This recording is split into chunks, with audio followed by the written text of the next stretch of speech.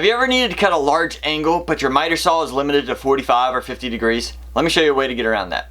To set up your miter saw, we need a scrap piece of wood, and preferably a long straight piece, but I'm trying to save a little money on lumber, and I'm going to use a couple other scraps. Now we want to make sure this is the full width of your miter saw and will fit all the way across it.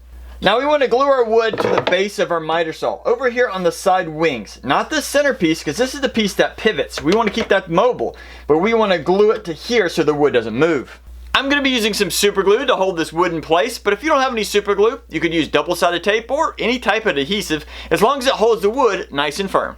Now if you have one solid piece of wood that goes all the way across, the quickest way to do this is just to put some super glue on both sides, take some Accelerator, spray it on both ends of your wood, carefully flip it over, press it up against the fence, and then slowly lower it, making sure everything is still square with the fence. And that'll quickly dry to your saw. But if you're going to be using two separate pieces like I am here, there's a couple more steps.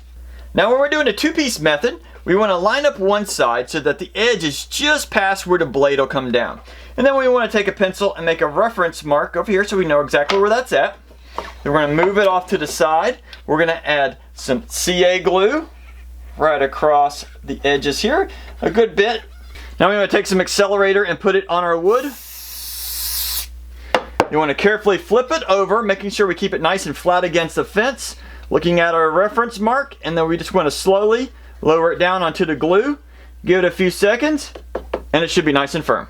Now before we attach our second side, we need to trim off the overlap to make sure everything is nice and flat. Now it's time to attach the second piece of wood in the same fashion, but in this case, we're just going to make sure it is butted up against that piece of wood and flat against the fence when we glue it in place. Now that the wood is attached firmly to your miter saw, we need to make two cuts. First, 45 degrees to the right, and then 45 degrees to the left. And now we have a 90-degree reference point between these two pieces of wood to make these cuts faster and easier.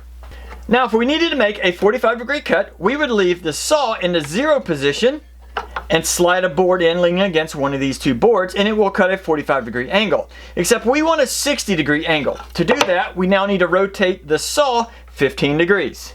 And now when we go to make this cut, it'll be at 60 degrees. Now please keep in mind, anytime you modify a tool to work differently than it was originally designed for, means it can be very dangerous, so please be very careful. Now to keep my hand from getting too close to the blade while I'm cutting this, I added a clamp to hold it in place.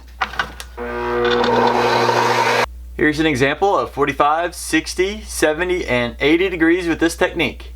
Now to get these larger angles, remember you take the angle that you need, subtract 45 degrees, and that's a new setting you put on your miter saw. Now if you use super glue to hold your wood down, let me show you the easiest way I found to clean it up. I'd suggest getting a wooden mallet and tapping your wood just to knock it off your saw.